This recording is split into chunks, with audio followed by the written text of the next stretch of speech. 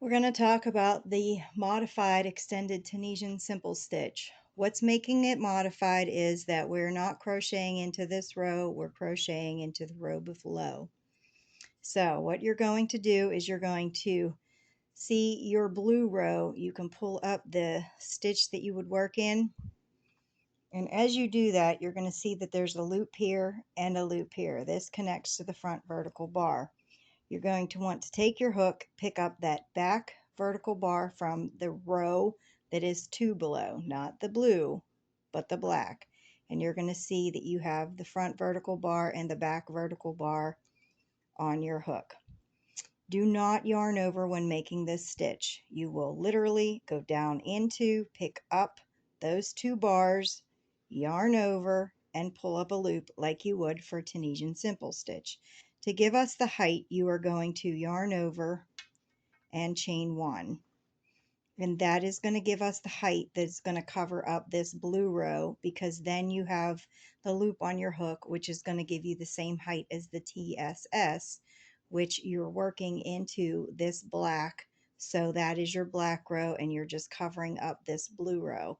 So again, you can pull up your stitch. You're going to see the front vertical bar and the back vertical bar. You are just going to insert your hook behind those, making a front post stitch. You will yarn over and grab the yarn and pull up a loop like you would make a TSS. You will yarn over and pull up a loop, making an extended front post Tunisian simple stitch. The reason I'm referring to this as modified is because we're not working into the stitch, we're working into the row below.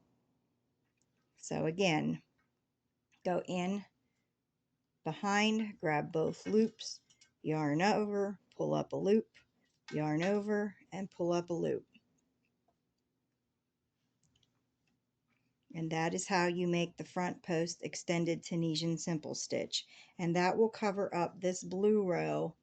And you can see it if you really pull your stitches apart, but it's going to cover up that blue that's behind here that we've done in the row below. So if you have any questions, please don't hesitate to ask in the group, but that is how we're going to make our extended front post Tunisian simple stitches, so that they cover up what we don't want to show for our mosaic. And again, we are calling this modified because it is dropped not into the row that we would currently be working it into for our Tunisian simple stitches, but for the row below.